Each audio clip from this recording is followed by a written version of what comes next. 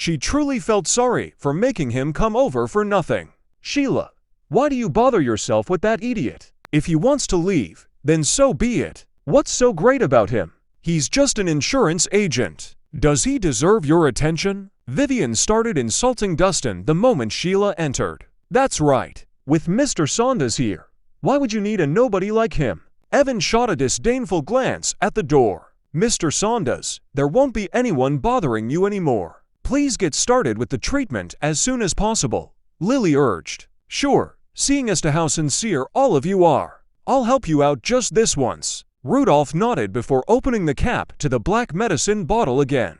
Then, he emptied its contents into Caden's mouth. Then, he took several silver needles from his medical case and inserted them into Caden's pressure points. More than 10 needles later, he finally stopped. Acupuncture also helps to clear blocked circulatory pathways and regulate blood flow. When paired with the precious golden elixir, I'm sure the patient will be able to regain consciousness, Rudolph declared confidently. "That'd be great." Lily anxiously stared at Caden, who still lay unconscious on the bed. The golden elixir quickly worked its wonders. Caden's pale face gradually regained color, and his weak breathing strengthened. All the readings on the monitors slowly went back to normal. Within minutes, Caden's heart rate, blood pressure, pulse rate, body temperature, and all the other parameters returned to normal. He hadn't woken up, but was no longer in danger. It worked. It worked. His vital signs have returned to normal. His condition is stable now. As expected of Mr. Saunders, just a few needles and some medicine are all it takes for him to save a patient who was so close to death. How amazing! He's a miracle doctor. A miracle doctor who works wonders. Seeing how Caden seemed glowing with health and vitality, everyone got excited and admired Rudolph. So many doctors were at a loss for how to treat Caden, but once Rudolph came, he had pulled Caden back from the brink of death so quickly. His medical skills were godly. "Aunt Lily, Sheila, I wasn't wrong, was I? With Mr. Saunders here, Uncle Caden will surely be fine," Jaden said with a smile. "Mr. Saunders is truly amazing. Our family is forever thankful for you." Lily was delighted with the outcome. Caden had been lying on the bed like a dead man just a while ago. His body had been cold, and his breathing was so weak it frightened her. But now, he was glowing with life. It was as though he had been given a new life. "Having me treat him is the best choice you've made. Had I not saved him, he would not live to see the next sunrise." Rudolph lifted his chin proudly. "Of course, you're right. Nobody can compare with your excellent skills, Mr. Saunders," Jaden flattered. "Compared to Mr. Saunders, all these doctors from Dragonmarsh are considered trash. You are on an entirely different level. There's nothing comparable to your skills." Vivian sighed. "Oh well, in terms of talented people, Kimboku crushed Dragonmarsh. But the worst thing is that these Dragonmarshian doctors are incapable and like to pretend that they're all that. They refuse to admit that they aren't as capable as others. They deserve to be looked down upon," Evan spat. When faced with insults from influential figures, the doctors struggled to remain composed. They may not have been as skilled as Rudolph, but they found it hard to tolerate the harsh remarks. Meanwhile, Lily noticed her husband's vital signs had stabilized, but wondered why he remained unconscious. "Mr. Saunders, when will my husband wake up?" "Don't worry. Your husband will wake up once I remove these silver needles," Rudolph reassured her before removing the needles. Suddenly, Caden's body trembled and his bloodshot eyes shot open. "He's awake." Everyone was relieved. "Thank you, Mr. Saunders. You're amazing," Jaden praised. "You're much better than the doctors in Dragonmarsh." Vivian and others chimed in.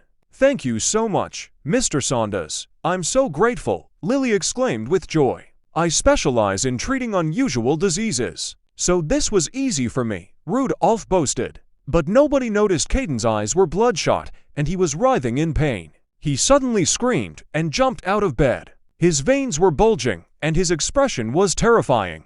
Black blood dripped from his mouth and nose. "What?" Everyone in the room was shocked. "Mr. Saunders, what's happening?" "My husband seemed fine just a moment ago," Lily said anxiously. "Could it be the side effect of your treatment?" Others exchanged puzzled looks. "Stay calm, everyone. This is a normal reaction, and Mr. Caden is fine," Rudolph reassured them. but he worried his treatment might have triggered Caden's sudden aggression. "What should we do now, Mr. Saunders? My husband doesn't seem right." Lily grew more worried. "Don't worry. Look how I'll use this needle to stabilize Mr. Caden." Rudolph then took a silver needle and aimed it at Caden's brow. Caden screamed again, grabbed Rudolph's neck, and slammed him against the wall. "Wait, let's talk." Rudolph gasped for air. He attempted to plead for his life, but Caden gripped Rudolph's neck tightly, and his neck snapped. Rudolph died on the spot. "Is Mr. Saunders dead?" Caden's sudden violent outburst toward Rudolph stunned everyone in the room. They began to doubt Rudolph's treatment after he suggested that a silver needle could cure Caden. Caden flung Rudolph's lifeless body against the wall. This snapped everyone back to reality. Mr. Saunders, Vivian and Evan were devastated by Rudolph's death. "Quick, we must restrain Uncle Caden." Jaden instructed his men to hold Caden down. But Caden attacked anyone who approached him. "Caden, please stop," Lily pleaded. "Dad, come back to your senses." Sheila cried out in despair. Their heartfelt pleas had no effect and only captured Caden's attention. "Die!" He charged at Sheila with his hands aimed at his daughter's neck. "Caden, no!" Lily instinctively threw herself in front of Sheila to shield her. Suddenly, a silver needle flew from a distance. It hit Caden's neck, and he froze. Sheila stood stiff with her father's hand just inches from her neck. Meanwhile, Caden fought against the immobilizing effects of the needle. "Sheila!" Lily pulled her daughter into her arms and rushed to a safer distance from her husband. Just as I anticipated, Dustin entered the room with a cup of coffee. He hadn't left because he feared Rudolph's treatment would trigger Caden's madness. "Dustin, you're back." Sheila's face brightened as if she had seen her savior. "Your safety is at stake if I don't return," Dustin said as he shot another silver needle. Caden was still struggling, but this time, the needle rendered him completely immobile. "Dustin, don't you have medical skills? Please help my husband," Lily pleaded. "I'm sorry, but my medical knowledge is limited compared to Mr. Saunders. You should seek his treatment." Lily glanced at Rudolph's lifeless body in the corner and sighed. She knew Rudolph wouldn't have died if he could cure her husband. Then she added, "I apologize for offending you earlier. You're our only hope now that Mr. Saunders is dead." Sheila also pleaded, "Dustin, my father has lost his sanity. Please, save him." "Okay, I'll do my best to help you." Dustin felt indebted to Christopher, so he couldn't refuse to help his family. "Thank you." Sheila expressed her gratitude, but Jaden voiced his concern. "Aunt Lily, are you sure about letting him treat Uncle Caden? Even Mr. Saunders couldn't do it. Can we trust this punk?" "Yeah, he's right. We can't risk Uncle Caden's life with this guy's unproven skills." Vivian chimed in. Evan added, "I'm worried too. Who will be responsible if something goes wrong? Caden's condition has worsened. We can't delay his treatment any longer. Let Dustin give it a shot," Lily asserted. Jaden persisted. "Aunt Lily, please don't take chances with Uncle Caden's life. Even the doctors from Kimboku and Dragon Marsh couldn't treat him. What makes you believe this punk can? After all that talk, do you have a better solution?" Lily asked with a frown. When no one responded, she snapped, "If you don't, then zip it." Afterward, she turned to Dustin and said, "Dustin, please proceed with the treatment. Before I start, I'd like unrelated people to lead the room." Dustin looked at Vivian and the others. "Yes, everyone, please leave. And that includes you." "What? You want us to leave?" Vivian was furious. "Who do you think you are, ordering us around? You shameless brat." I agree with Dustin. "Do you have a problem with that?" Lily said coldly. Vivian didn't know how to respond, and her face stiffened. "Fine, we'll step out first. Let's see what this punk can do." Jaden said, "Reese, you better cure Uncle Caden, or suffer the consequences." Vivon warned before she left. Evan and the others exited the room, their pride stung from being asked to leave by an insurance agent. Dustin knocked Caden unconscious after the others had left. Then he proceeded with the treatment. Caden's condition had worsened due to practicing Forbidden's techniques. These techniques drained his vitality. damaged his circulatory pathways, and affected his internal organs. Moreover, Rudolph's treatment had exacerbated his condition. Hence, Dustin needed to use silver needles to stabilize Caden's life force. He then channeled his true energy to clear Caden's blocked circulatory pathways and mend the injured organs. Dustin began by inserting the silver needles into Caden's body. He started at the head, then the chest, and finally the abdomen. Afterward, he flicked the needles to infuse pure energy into Caden's pressure points. After 1 hour, Dustin stopped the flow of his true energy and collected all the silver needles. Lily looked at the unconscious Caden on the bed and asked, "Is it done?" "Don't worry, Caden was merely knocked unconscious. He'll wake up soon," Dustin reassured her. Then he handed her a prescription. "Follow this prescription and prepare the medicine. Give it to him for 7 days, and he should recover." Okay, Lily nodded and instructed someone to prepare the medicine. Oh, one more thing. Dustin remembered something important. He said he fell into a frenzy due to the soul-devouring technique. When he wakes up, prevent him from practicing such techniques again. Otherwise, his condition may worsen, and no one can save him. "Okay, I'll advise him," Lily replied. "In that case, my job here is done. Goodbye," Dustin said. "Dustin, let me escort you out," Sheila offered. "No need. Just stay here and take care of your father. If you have any questions, you can contact me anytime." After Dustin left, Jaden and the others returned to the room. "Aunt Lily, I saw that Dustin has left. Has Uncle Caden been cured?" Jaden asked. "It seems so," Lily replied. "If he's cured, why hasn't he woken up yet?" Jaden wondered. "Aunt Lily, don't you think you've been fooled? That guy was just playing games, knowing he couldn't do anything, and made a quick exit," Vivian remarked. Evan warned, "Yeah, don't trust someone too easily. People like him will do anything for money." "You're all wrong. Dustin is not a fraud," Sheila argued. "Sheila, you're so naive. You don't understand how cunning people can be." Jaden shook his head. "Yes, don't be fooled by Dustin's sweet words. If Uncle Caden wakes up today, I'll eat my hat," Vivian declared. As soon as she said those words, Caden, lying unconscious in the hospital bed, unexpectedly woke up. Huh? Caden's sudden awakening stunned everyone in the room, especially Vivian. She shook her head in disbelief. "He's awake. My dad is awake." Sheila cheered. "He actually woke up. Is that punk's medical skills so amazing?" The group exchanged bewildered glances. They were shocked. Even Rudolph couldn't find a cure for Caden's illness, but Dustin had healed him. Vivian, any comment? "Do you agree now that Dustin's abilities are amazing?" Sheila asked proudly. Vivian blushed in embarrassment. She had just made a bold statement and was now proven wrong. What's going on? Why am I here? Caden, looking confused and in discomfort, tried to sit up despite the pain.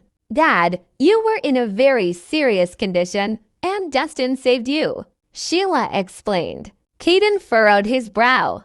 "Dustin saved me? How is that possible?" "It's true," Sheila insisted. "Without him, you might not have survived." "It can't be," Caden mused after thinking it over. "If Mr. Saunders couldn't heal me, there's no way Dustin could. I doubt he's that talented." He had never liked Dustin and suspected a conspiracy. "Dad, it's true. Why can't you believe it?" Sheila was frustrated with her father's skepticism.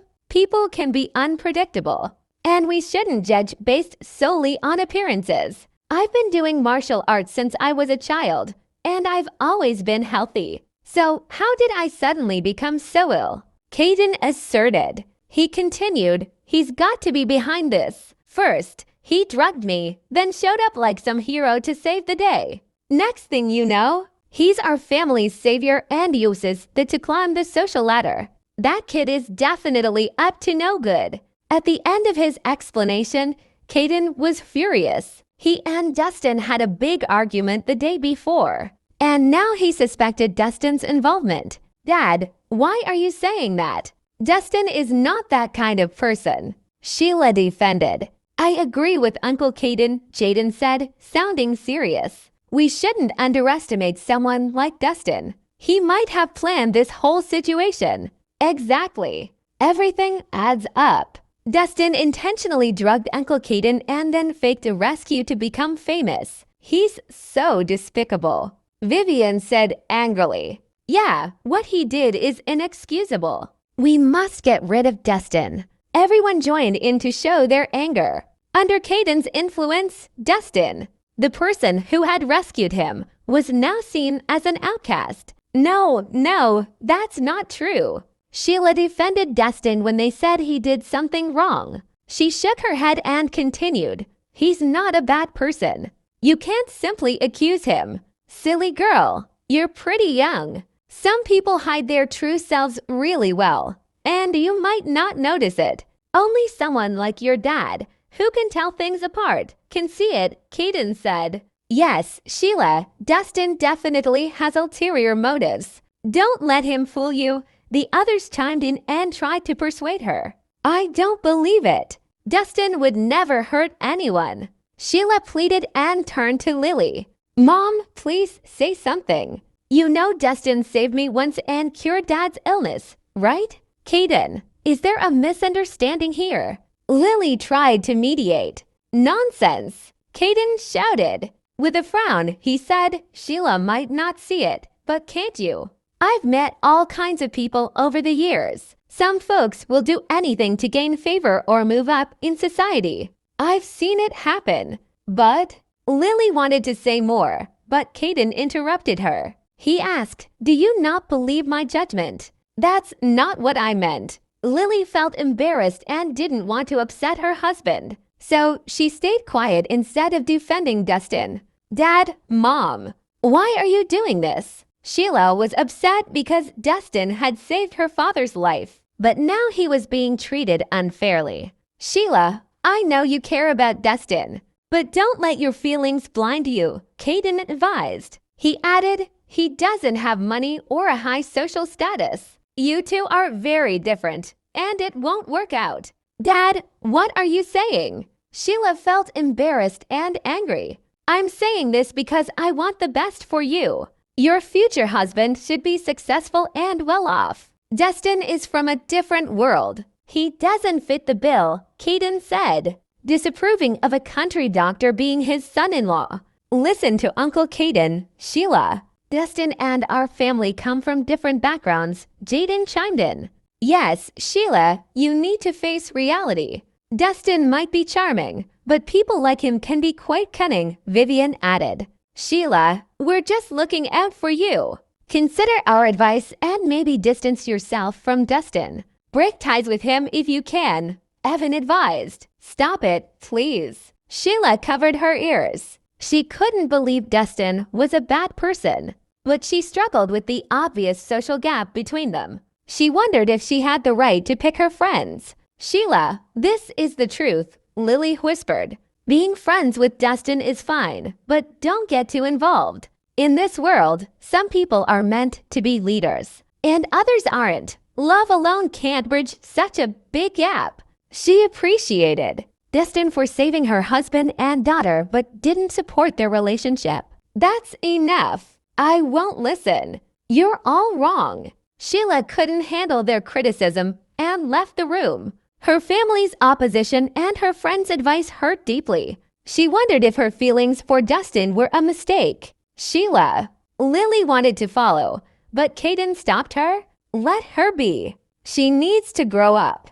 I hope she come around, Lily sighed quietly. In her experience, love often didn't lead to happiness. She had seen many wealthy young women give up everything for love and end up heartbroken. Lily strongly disapproved of Sheila having a relationship with Dustin. Why do things have to be like this? Sheila was crying under a dim streetlight after leaving the hospital. She loved Dustin regardless of his background, but everyone disapproved of their relationship.